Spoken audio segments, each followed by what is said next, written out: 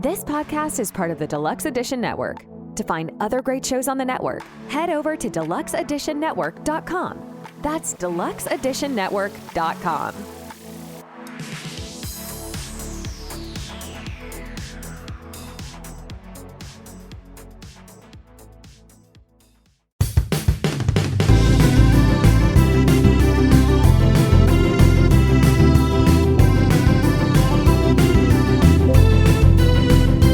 If your friends are nerdy and you are nerdy too, I want to talk to you. Friends talking nerdy. This is the podcast making, public transit taking, kiss stealing, wheeling, dealing, son of a gun, Tim the Nerd, welcoming you to another episode of Friends Talking Nerdy, part of the Deluxe Edition Network. Head to deluxeeditionnetwork.com to find out about all of the lovely shows on the Den. Seated next to me, we have the most electrifying professor in podcasting today, if I do say so myself. We have Professor Aubrey. Say hi to our friends at home. Hello, friends at home. This week, we wanted to start things off by acknowledging the passing of a Hollywood legend. Roger Corman has passed away at the age of 98. Are you familiar, Professor Aubrey, with Roger Corman? I'm not, but I'm impressed that he was that old. Basically, he's been known as the king of the B-movies.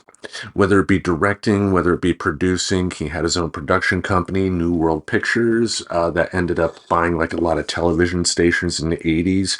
And then in the 90s, Rupert Murdoch acquired them to allow Fox to be able to become the behemoth it is today. But the most important impact that Roger Corman had in film history was the fact that even though the movies that he made were at best B movies, just sci-fi, cheap sci-fi, bikers with biker babes on the back and they're all fighting, that type of deal.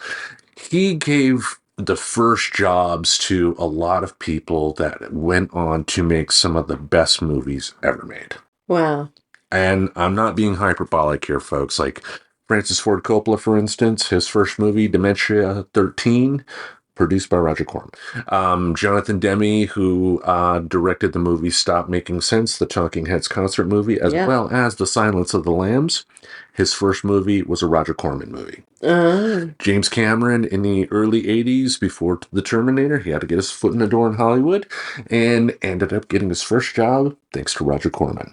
That's only 3, but we have had a number of people that have got their foot in the door in Hollywood to make some cheesy movies, but that experience kind of dominoed into some amazing creators being able to play with toys that they may not have had without Roger Corman. Sounds like he was a very influential person. That he was. And again, like I said, it's like the films themselves that he either directed or produced aren't necessarily going to be individually on their own credited as the world's greatest movies. Like he directed the original version of Little Shop of Horrors with Jack Nicholson. Really? The black and white one. You remember at least a scene from that? Yeah. That's a Roger Corman film. Wow. So it's like, even though he doesn't have like a film like that, like a Citizen Kane type of deal, I mean, again, he's given people work and also just going out there and inspiring people as well, because it's great to be like a George Lucas in the Star Wars prequel era when you had all the money to be able to do whatever you want and nobody's saying no to you. Mm-hmm. But a lot of times the best creativity comes when you have a short time crunch, a small amount of money to do it. But there are other types of pictures out there that were created by some of the people that were either first employed by Roger Corman or inspired by Roger Corman, either directly or through the people that he inspired. And they have gone on to make some great summer blockbusters. So for our main event this week, what we're going to do is give you our list of 5 of our favorite summer blockbusters. Now, we're not framing this as some sort of scientific study. Also, to want to make it clear, I also did my best on this list to come up with choices that I don't normally talk about on episodes of Friend Talking Nerdy on a regular basis. Cool. Yeah, just to have something new to talk about. But like we normally do, we're going to bounce back and forth. We're going to give our choice. We're going to give you the reason why we chose that particular that particular movie, and then start some conversation from there. So, Professor Aubrey, are you ready? I'm ready. Now, I want to start. Okay. I hope you don't have any objections. No objections. Okay, sustained. The first choice is a formula movie. What do I mean by that? A lot of times when you find a movie that just clicks with audiences, studios will take the formula of what worked for that movie and try to work it into other things. When it comes to action movies, Die Hard created a formula of a guy on a, it's like Die Hard. The first Die Hard was a guy in a building. Second Die Hard was a guy in a plane. Third Die Hard, guy in New York. And movie studios decided that they were going to take that formula and try to use it in their own ways to create their own stories. And a lot of them didn't work, but you had some that did work. The one that I put on my list here, my first choice, I chose Speed. Have you seen Speed? I have seen parts of Speed. Only parts? Yeah. Not surprisingly, it's not a movie that I was into. And I get that. I get that because, Speed, I have to admit, is a story of people put into an extreme situation and it's them reacting. It's not a character study per se. I think you could take any sort of cop and put them in that type of situation. You may get different reactions or whatnot, but it's a story to where you can fit different pieces in. But the beauty of Speed is that it did give Keanu Reeves one of his first major action movie credits. Really? Did it? Did it really? It did. He was more of an art house guy before then. Not necessarily art house. You got to remember, Speed came out a couple of years after the Bill and Ted movies.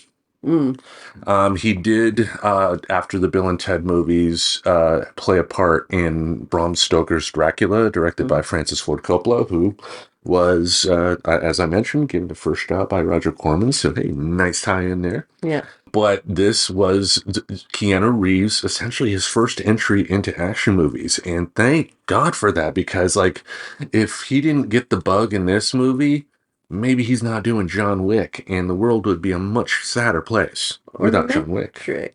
Or The Matrix, too. That totally blanked my mind. But even with that fourth movie that I haven't seen all the way through, it's like, yeah, without Speed, without his work with Sandra Bullock, too. That was Sandra Bullock's first big movie, Speed. No. Yeah. I'm not saying she didn't do work before, but this is the one that broke her as an actress and made her mainstream. I had no idea. Yeah, I think Sandra Bullock to actors is what Sheryl Crow is to musicians for you. Is she the most annoying female actor? Potentially. No J-Lo on that list? Oh God, J-Lo. There's a lot of female actors that I'm not into. Gotcha. Understandable. For me, I did like the chemistry between Bullock and Keanu Reeves in that movie. A romance among the characters did end up blooming at the end, but their connection felt real, even though most of the time my understanding is, historically, romances that come together through extreme circumstances like that don't necessarily last. Oh, yeah. I mean, when you remove the danger, you might find you don't have very much in common. Speed, again, it's a movie by the numbers. It's a formula. It's Die Hard on a bus. Yep. But there's nothing wrong with that because it's not presenting it. The movie's not being presented to the audience as if this is the greatest gift to artistic culture in modern history. It's meant for people to forget what's happening in the world for an hour and a half, 2 hours, and just have some fun with things going boom and Dennis Hopper being crazy. Well, anytime you can get Dennis Hopper being crazy on your watch list, I think you should. Yes, he was a crazy man. And another person directly influenced who got some of his first work from Roger Corman. Really? Yes. Wow. But yeah, since you did not watch much of Speed, even though you know the general concept of it, I won't ask if you have any further thoughts. So how about you let us know what your first choice is? I'm totally gonna. It is Finding Nemo. Finding Nemo, a very sweet summer blockbuster. There is only a slight upset. I get upset when there are bad things that happen to my cartoon friends. Why is there an anvil over Bugs Bunny's head, Mom? Like that? No, I never minded it with the Looney Tunes. But I get your point there. Like the Pixar movies are presented as, even though some of them have anthropomorphic animals, they're still presented as if they were real people with real emotions, blah, blah, blah. So you have a connection to them. Yeah, and Finding Nemo was that way too. It was the story of a father and a son, exploring together. Could have been the Grand Canyon, could have been Paris, could have been anywhere, and that story could have been told.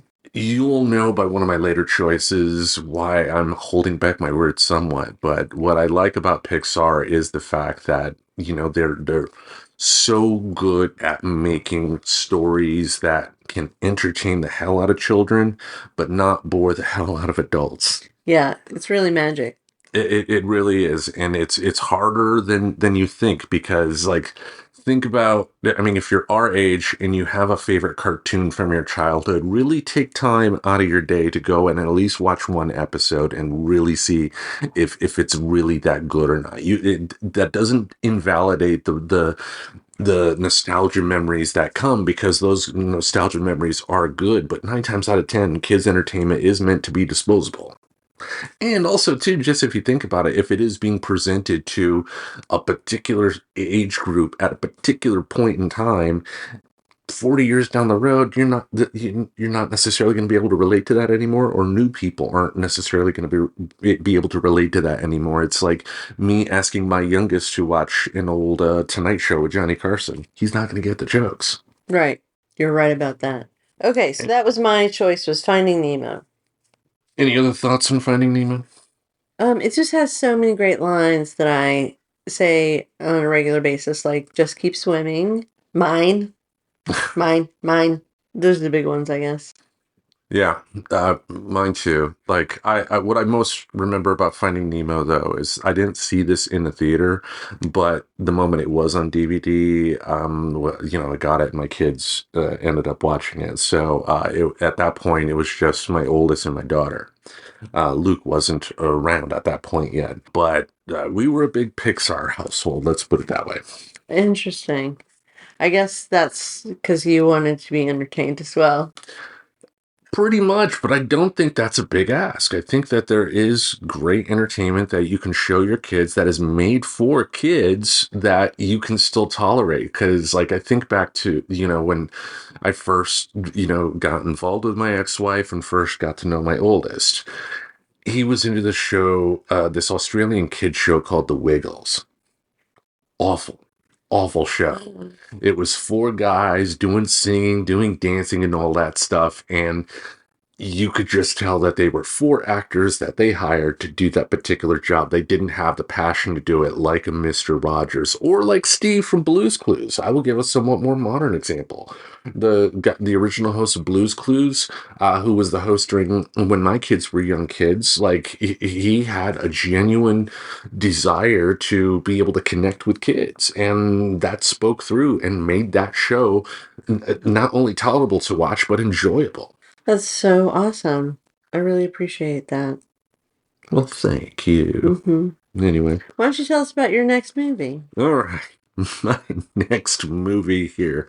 Being that we are talking about summer blockbusters, I would be remiss if I didn't mention a Marvel movie of some sort, because even for the most casual of fans that have sat in the audience of a movie theater and watched a Marvel movie, I think you get what they offer, and what they offer when it's done right is really damn good.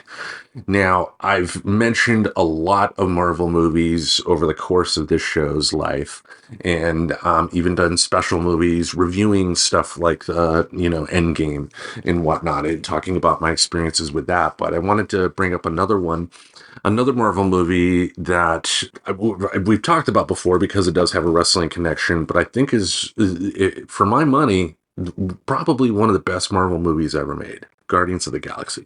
Agreed. In a lot of ways, it was their Star Wars.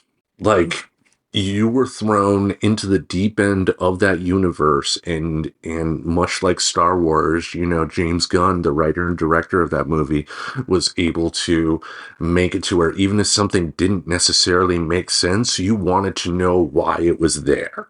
Also, the cast that they brought together, from Chris Pratt to, the wrestling connection, Dave Bautista, who played Drax the Destroyer, Zoe Saldana, of course, Bradley Cooper as the voice of Rocket Raccoon, just gelled together amazingly. And it was a really, really fun romp. That is awesome. I am going to have to watch that again because I have seen it and I did enjoy it. I've seen it a few times now. Yeah, and I gotta say too, like another James Gunn superhero movie that we saw together, The Suicide Squad, had a time. I saw Birds of Prey. You saw that as well, but we saw The Suicide Squad when it debuted on HBO Max during the pandemic. Oh, okay. That type of movie, the Suicide Squad movie, is not necessarily the type of movie you would normally watch, but you were engrossed in it. Mm-hmm. Much more so than, me putting on wrestling or something like that. But the reason I think you were is because of James Gunn. James Gunn wrote and directed that movie as well. And as a writer, the best writers are ones that can, captivate your audience by giving you characters that, sometimes are weird and have great, interpersonal relationships or negative interpersonal relationships. You want to know more about them, and James Gunn just has a way of taking even the most obscure characters, like a Drax the Destroyer or a Rocket Raccoon, or in the Suicide Squad movie, Polka Dot Man, and make you care for them. Right. And James Gunn, while he did not work with Roger Corman that I'm aware of, he did get a start with Troma Films, which based out of New York. They're the ones that came up with the Toxic Avenger movie, but they were that studio in a lot of ways, in my opinion, is another entity similar to what Roger Corman did in terms of giving people their first breaks in the entertainment industry. So another connection there, folks. Do you have any other thoughts on Guardians, or did you want to dive into your next choice? I want to dive into my next choice. Dive into it. Let's dive. Okay, this one is Pirates of the Caribbean. Loved them all. Loved the second one best. Really liked Johnny Depp in it. I understand Johnny Depp is now problematic. Although it is unclear what actually happened, it's clear that Johnny Depp is a bit of an asshole. Just generally. Yeah. But kind of particularly with regard to his ex-spouse. Well, yeah. I mean, sometimes relationships can be poisoned, and two people will do things and say things that they normally wouldn't do because it happens. That doesn't forgive either side. It's just reality. Yeah. So anyway, I enjoyed his Keith Richards style portrayal of this pirate captain, and they were great summer movies. I remember seeing one. I was driving cross country. It was so hot, and I was in the middle of nowhere going through the Idaho Panhandle, and came out in Eastern Oregon and found somehow a movie theater and watched that movie while I was on my road trip because I didn't want to miss it. I went to the first showing of it that I could find. So you not only beat the heat, you got to see quality entertainment. That's right. I know when the first movie came out, people were, skeptical. This was the first time that Disney had made, to my knowledge, a movie based on one of their theme park rides that didn't already have a movie attached to it. Right. And so people were just like, what the hell? And then it ended up being what it was. Now, as I mentioned a few episodes back when we talked about Johnny Depp in the Pirates reboot, while I wouldn't say that they were my absolute favorite movies in the whole wide world, they were perfect for what they were supposed to be. Entertainment. You watch those types of movies just for the fun of it. Mm-hmm. And, they didn't try to pretend to be a Citizen Kane or an Akira Kurosawa classic or something like that. They wanted you to be whooping and hollering in your seats, figuratively or literally, but just enjoying the moment, enjoying the ride, having the fun. And I think they did it perfectly. I do too. I have a good time. How about I go on with my next one, because I had a good time with this movie. Awesome. Yes, the next one here is based off of some books, believe it or not. Who Framed Roger Rabbit? Yeah, interesting. I always really loved that movie. Yes, it was the movie that Robert Zemeckis made before he started filming Back to the Futures 2 and 3.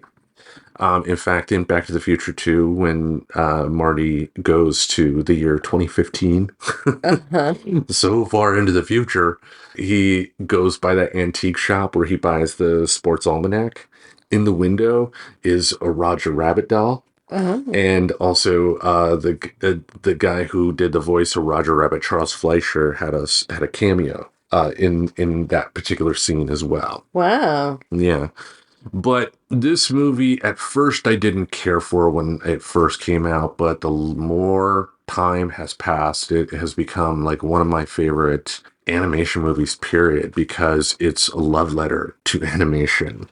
And the fact that it gave us, for the one and only time, Bugs Bunny and Mickey Mouse sharing screen time, or Daffy Duck and Donald Duck having a musical, small little musical piece together, like, who would have thought we would have seen that? And also, too, with the Warner Brother characters being voiced primarily by Mel Blanc in his one of his last big roles, doing the Looney Tunes characters. I believe he may have done some like commercial work that was released shortly afterwards, but he passed away not too long after Roger Rabbit came out. Wow. That's too bad. Yeah. So, when he did the, that's all, folks, with Porky at the end of that movie, what a way to end a career, if you think about it. I mean, going all the way from radio, starting in Portland, Oregon, by the way. Really? Yeah, and going from radio to the world of Bugs Bunny and Friends. Yeah. Yeah, but the movie also introduced us to one Bob Hoskins. That's right. Yeah, I should say this, introduced American audiences to one Bob Hoskins. Bob was a noted British actor who had done some impressive movies that I have not seen, but I know, I've come across like people saying good things about them before myself. So I sound like I'm the biggest fan of Bob Hoskins, right? Mm-hmm. But quality actor, again, like what, and also what actor from Britain that does make it that big to start getting Hollywood work hasn't been classically trained, Yeah, they're very big on that. Yep. Doing summer stock, doing Shakespeare. Yep. Like, that's what everybody does. Yeah, and this film was kind of inspired, in, if I'm not mistaken, took a plot element that was supposed to be used in a sequel to Chinatown. Oh. Because it dealt with a similar type of story. Chinatown talked about water rights and how slippery it was in California in the 30s, and this is about how, essentially auto industries bought up like the streetcars. Oh, yeah. Only to get rid of them, so people had to buy cars. Yep. To drive. And, it happened in a movie about cartoons, but that happened for real, folks. Like, the public transportation system in this country was decimated just so car companies could continue to make a profit. And like I've always said, I have no issues with cars, but there needs to be a balance, because when you have more of a balance, then good things happen. They just do, financially, for everybody. Yeah. But that's not how American capitalism works. Any thoughts on Who Framed Roger Rabbit? No, but that was depressing. Okay. Just so you know. All right. Okay, my next choice. Speaking of depressing, no, I'm kidding. My next choice is by far the summariest movie on my list. I've seen this movie hundreds of times, probably, and would watch it again right now if you were into it. And that is Dirty Dancing. Spoiler, I'm not into it. Go ahead. So, I had a friend named Christy in middle school, which is when this movie came out. And we went like every day for a week to see the movie. And we like were dancing like nobody else was there. Like it was matinees in the week and there was nobody there but us. Mhm. And we used to try to do the dances in the movie theater, including her running towards me and me trying to pick her up in the famous lift. Did it work? No, we both were injured in the event. Urgent care visit or No, just like ouch. the bruised egos? Yeah, that too. Okay. Not so much because there was nobody in there, but I loved that movie. I love Patrick Swayze. His song in the movie just blows me away that he did a song for this movie. She's like the wind. She's like the wind. It's a ridiculous song. What do you remember most about that movie? The dancing. I mean, it was the dancing. I had never seen dancing like that before. And you just wanted to do it. I wanted to do that kind of dancing so bad. Do you think that you would have had the same reaction if the first time you saw Dirty Dancing was on the television and not the big screen? I don't know. I do enjoy movies when they are on the television. So I would assume I would still enjoy the movie. Okay. Yeah, the reason I bring that up too is, with movies, you can have a different, bigger scope, of course. It's going to be more grand and more sweeping. Like, because I've talked in the past about watching Gone with the Wind in theaters when they re-released it in the late 90s and being blown away by it. I don't know if I would have had that reaction if I saw it on TV first. Right. It's like the type of movie to where you need to see it on the big screen. It was definitely made for the big screen. Yes. I feel like things today are made for the TV. Yeah, most of the companies know that they have a streaming service that they need to not have lose a bunch of money, so they want to move the product to that. Yeah. And also with HD stuff being what it is as well, like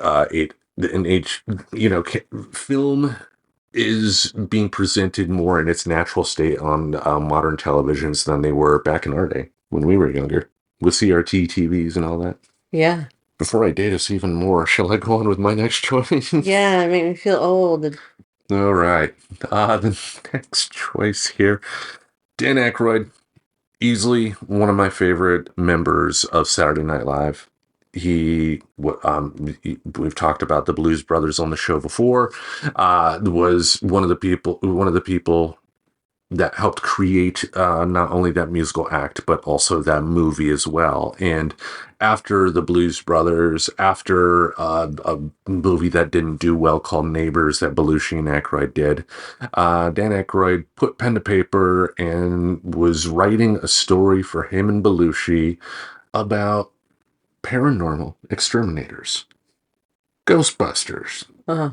John Belushi was supposed to be Peter Venkman, the Bill Murray character.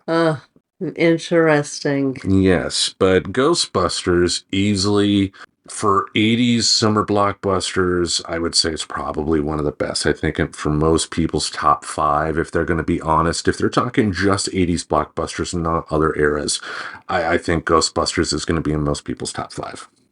I think so too. Yeah, it was overall just note for note a perfect film. There aren't many like that. But I mean, being a comedy, it also had a little formula it was trying to go on. So again, it wasn't like a too in-depth deep character study either, but just everything worked in that movie, and the special effects were amazing as well. This is a movie that is on my much more shortened bucket list of movies that I want to see on the big screen, because even though I love the special effects, watching them on my television screen over the years, whether it be on a CRT TV or a modern HD TV, this is one I want to see on a big screen. I want to see the Stay Puft Marshmallow Man coming at me, 20 feet high, Yeah.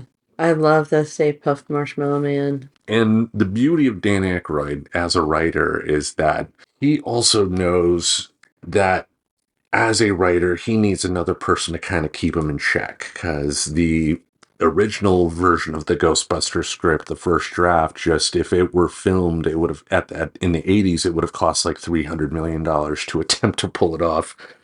Just some insane figure. And Harold Ramis is the one that essentially edited that script and made it more of what it was, that we saw on the big screen, the more personal connection. And it made the beauty of it ultimately for me is that you ultimately ended up believing the special effects stuff at the end of the movie because of how rooted in reality the start of the film brought you in as the viewer. Yeah, that sounds really good. Any thoughts on Ghostbusters? I loved Ghostbusters. I've always loved Ghostbusters. I love Bill Murray. I love that he was so himself in that movie. Well, how about you go on with your next choice? Okay. My next choice is any of the Harry Potter movies. You're canceled. Oh my goodness. So I watched all these movies a long time ago in the early 2000s when it wasn't known that J.K. Rowling is an evil TERF and SWERF. And explain to our friends at home that may not know what those terms mean. A TERF is a trans exclusive radical feminist, and a SWERF is sex worker exclusive feminist. So anyway, I would not pay any money to see anything she's done or read any of her books. But to the extent I already own them, I don't feel like I have to not watch them because the work is different from the people. And I think that you can appreciate the work even if you don't appreciate the people. And there were a lot of people involved in the making of that movie, not just J.K. Rowling. Exactly. And, and I think we've talked about this, I know we talked about this before we started recording, but we've talked about it on the show before too. When it comes to most of the Harry Potter stuff out there, whether it's the books, the movies, the audiobooks, the video games, 9 times out of 10, you can gain access to all that you want in used stores, whether it's a used bookstore, a used game store, a used movie store, or something like that, and get access to those without putting dime one into her pocket anymore. Yeah. So I would hate to see Harry Potter be, permanently, and it's not going to be, of course, but I would hate to see it those stories have such a blight on them just because she's turned out to be such a shitty human being. Yeah. But what would you say? Back in the day, yes, it was like every summer, every other summer, there was a Harry Potter movie that came out. And they were so good and so true to the books. And I loved them. I don't love them so much now. Putting the J.K. Rowling stuff aside, they weren't multiple viewing movies to me. They were single viewing movies. And having read all the books, I feel like now when I read the books, that's what I see is Rupert Grint and Emma Stone. Emma Stone is somebody else, but Emma's somebody, Hermione face, Yeah. Hermione. And, no, who's Harry? Daniel Radcliffe. Daniel Radcliffe. That's who they are in the books to me now, which always annoys me because I obviously knew what they looked like before. Well, that is the bad part about movies, is that they do put a face on a character. Movies based on books, they put a face on a character that for a lot of people is going to be different than what they created in their own head. Like I think of a couple recent Tom Cruise movies, the Jack Reacher and the Jack Reacher sequel, obviously successful enough to have 2 movies made, so it's not like people didn't go. But one of the big critiques was, how could Tom Cruise, who's like maybe 5'6" or 7, how can he be playing a guy described in a book as like a 6'4" former Navy SEAL? Mm-hmm. You know, I thought that was a fair critique. That doesn't mean people should be ashamed for, enjoying his performance in those movies. But like if you have a certain idea of what the character looks like in your mind's eye, if it's different, then it, could lead to some negative thoughts about the movies, or to your point, it could also kind of cement in stone what you see the character as. Like for me with Superman, like every time I read a comic book, to me, it's Christopher Reeve. Doesn't matter whether I'm reading, the very first issue of Action Comics or something today, that's Christopher Reeve. Right. Yeah. Anyway, they were great summer movies. They were. What about your next one? My next one is going to be my last one. Ooh. Yes, and this will explain why I didn't want to go too in depth about one of your choices before, because it is a Pixar movie as well. Hey. Yes, look at that. Toy Story 3, I chose specifically. I didn't, even though I would do Toy Story 2 and 1 on those lists as well, I don't know off the top of my head the exact release dates of the first 2 movies. I see. So I don't know if they necessarily fell in The summer movie season. into the summer movie season. So I did choose to stick with this one. But man, this at the end of that movie, it's those happy tears that were flowing down. Like to me, and there will be spoilers here, folks. This is an old movie. If you don't know the ending, then either shut this off to watch it or just suffer with me spoiling it. I love the fact that they brought back the original voice actor for Andy. Mm-hmm. They found, they took the kid, and now that the kid had grown up to be in his early 20s, he was Andy again. And at the end of the movie, he's bringing some stuff, some of his old toys to this little girl that was introduced in that movie. He starts giving the girl the toys, but then realizes that Woody and Buzz are in there as well.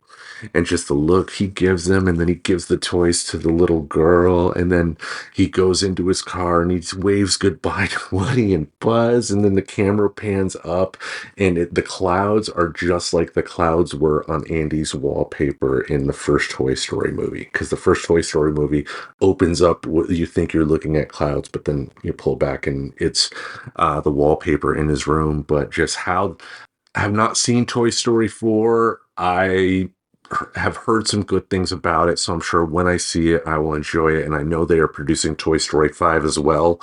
To me, though, this should have ended it. This would have been a great bookend. Mm-hmm. Starting with the kids, when he was young to the point of giving away his toys, so the toys could have, a new life with a new owner, and just beautiful series of movies. Yeah, I love those movies, except they always make me cry. They did for me as well. Like the incinerator scene, like for a moment, like when all the trash is going down and the toys are in the trash near the end of the movie, and they're all going down slowly into the fire, and they all just slowly start grabbing each other's hands, accepting the fact that they're going to be burned up. It's like, no, they're not going to do it. What are they doing? And then the claw, those little creatures save them at the end of the day with giving Don Rickles, one of his last great performances as well as Mr. Potato Head. Yes. And how he fell in love with those toys, even though he was annoyed with them at the end of the first movie. Yeah. Because they ended up becoming like his adopted kids or whatever. But again, I can't say enough about Pixar. The first toy I ever bought my oldest was a Woody doll. Really? That's so sweet. Yeah. Did he like it? He did. He may still have it. Oh, wow.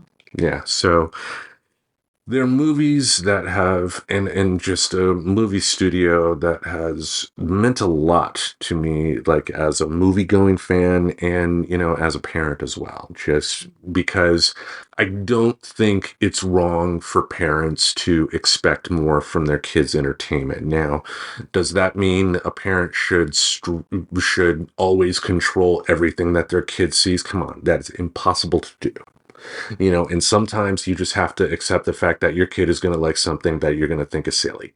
You have to accept that. But, you can do your best as a parent, especially at that young age for kids, just getting into entertainment, of giving them some great choices to become inspired by. Yeah. Yeah. All right. Any other thoughts on Toy Story, or did you want to go into your last choice? Let me just hop into my last choice. All right. What is it? It is Despicable Me. Never seen it. Oh my gosh, you would love it. It's very similar to a Pixar. Is it a Pixar? No. No. It's similar to a Pixar movie in that it has characters that you really come to care for, and they're cute. You like them and they're cute. And those are the Minions. Surely you've heard about the movie. Oh, of course. I've heard about the movie. I know the Minions. I know Steve Carell was played. I don't know if he is necessarily the bad guy or just the main character. He was a bad guy, and he goes on this arc of becoming a good guy, and then becomes a bad guy again. It's all soap opera-y. Yeah. Okay. But what do you like about it? I love how funny it is. It really is my kind of humor, that sort of slapsticky, done by a cute thing. It just cracks me up. And, I enjoyed the characters and their conflicts, and he was a guy that everything kind of went bad for. But ultimately, he ends up being able to do remarkable things. So it's a great story arc. Well, that is good. I know they've had a few sequels or spin-offs as well. I know a number of them are available on Peacock. Oh, nice. Yep. Perhaps we should watch them. Well, you've sat through enough wrestling, so I think I could sit through a viewing of Despicable Me. Yes. And there's a new one coming out this summer. Ooh. I think I'm busy that day. No, I'm kidding. In a world where podcasts have become bland and stale, one podcast dares to stand above. Barrel Age Flicks Podcast. We're reviewing drinks, breaking down movies, busting each other's balls. And we're big in Hong Kong. Barrel Age Flicks Season 4. It's in the bottle. Yeah, yo! Available on Spotify, Apple Music, Audible, iHeartRadio, TikTok, YouTube, Patreon, and OnlyFans. Professor Aubrey has a package in her hands that we have to say is quite delicious. It is, Tim. It's Brazil from Coffee Bros. An amazing coffee with notes of cocoa and cherry candy. Nice. Delicious. Indeed it was. Like you and I, we both drink coffee in very different ways. I need it, 9,000 degrees hot.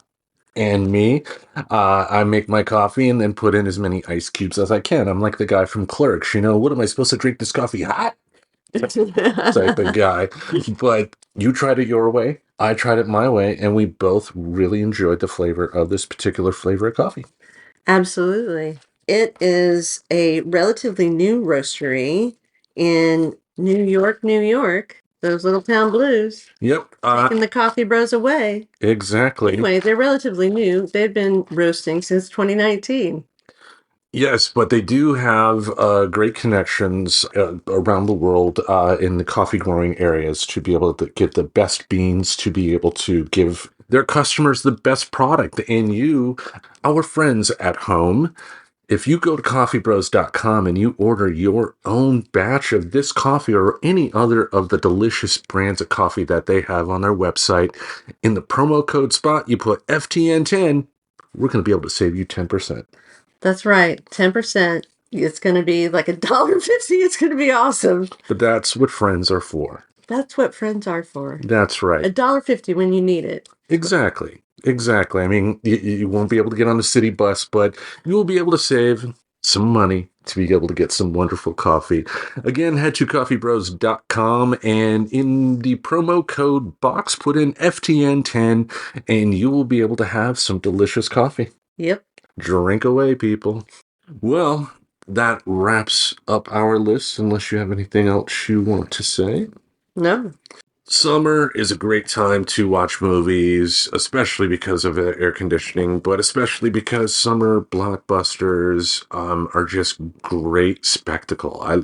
I make no secret that I love spectacle myself, and these types of movies always bring it. Now, before we wrap things up for the week, how has your week been?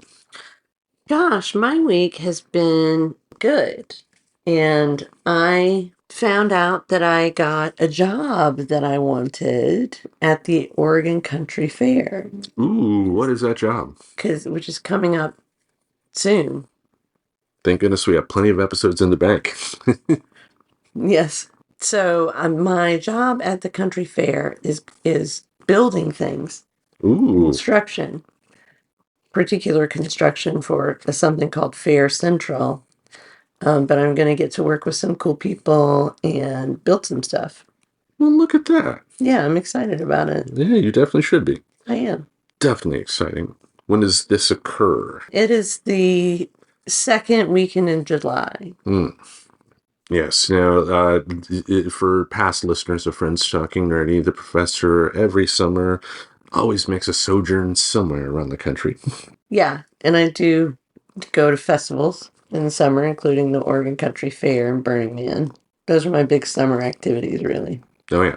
And I'm sure that the closer we get to them this year, we'll hear more about it. And then when you get back from those events, we'll have a full recap.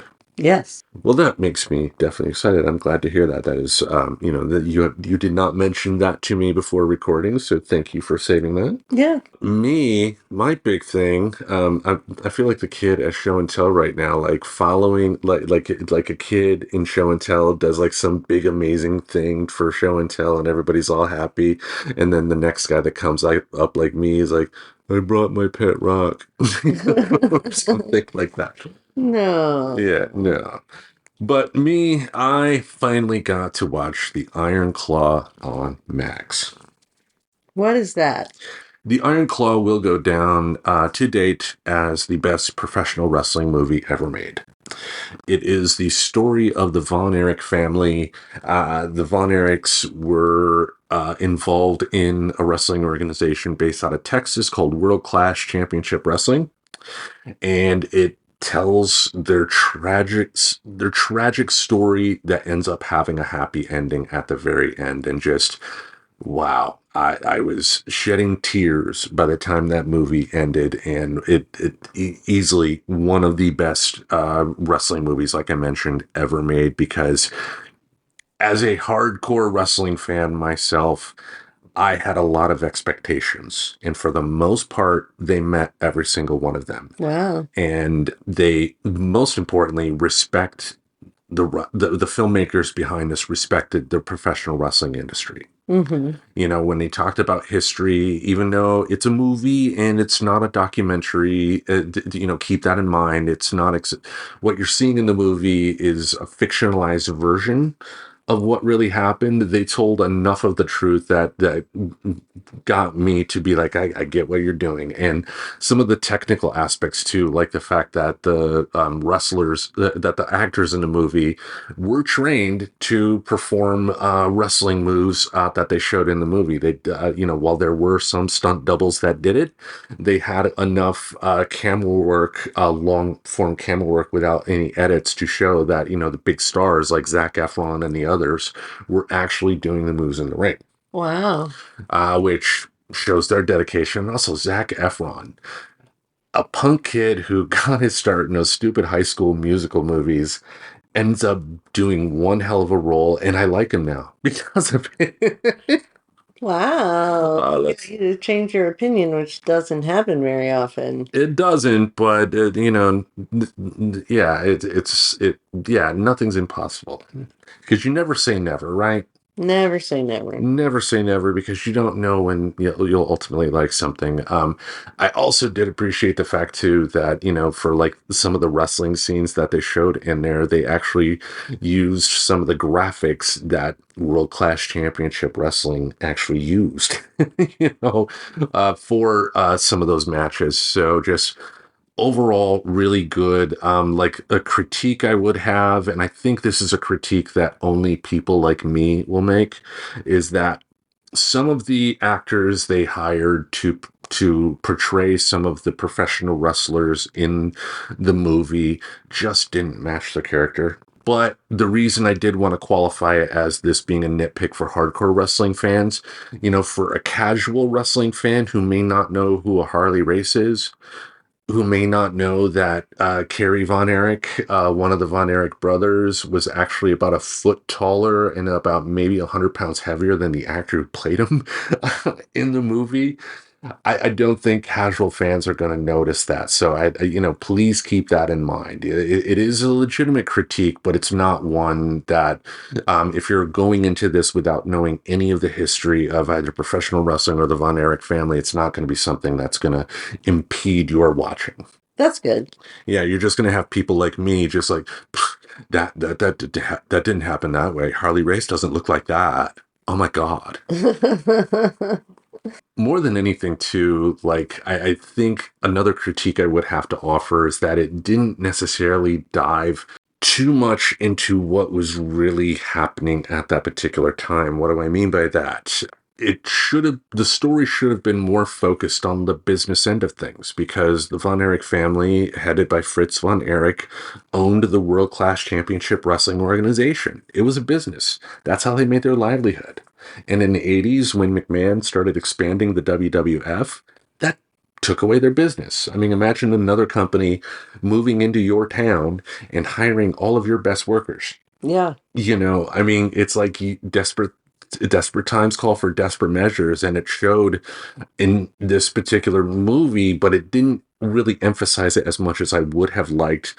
The fact that, when World Class Championship Wrestling, started, losing viewers, and also when the tragedies of the Von Erich family were happening, it caused, Fritz Von Erich, as, the owner of World Class, to do some things that maybe he wouldn't, storyline wise, that maybe he wouldn't have done before.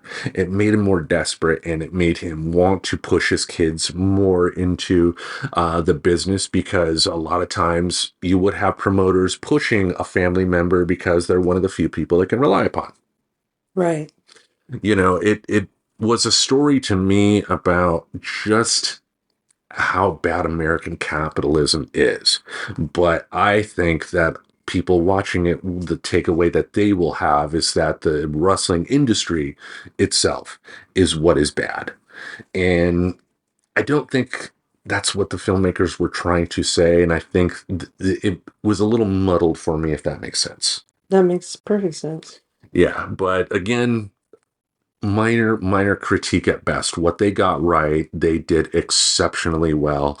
And if this is a movie that you've been on the fence for, I strongly encourage you to take some time out of your day to watch this, because whether you are a wrestling fan or not, wrestling interest is irrelevant. This is just one hell of a movie. Awesome. I would love to see it. Anything? We're done. We're done. Yes. It's another episode in the bag. Another episode in the books here, folks. Anything else you want to say to our friends at home before we wrap things up? I hope you're enjoying the fine weather. Damn right. Stay cool out there, people. For the most electrifying professor in podcasting today, each Monday we'll have something in this podcast space to entertain your ear holes. Until we meet again, we bid you adieu. So long. You get a Cadillac. Subscribe to Friends Talking Nerdy on YouTube Music, Apple Podcasts, Spotify, or wherever you listen to podcasts. Goodbye, darling.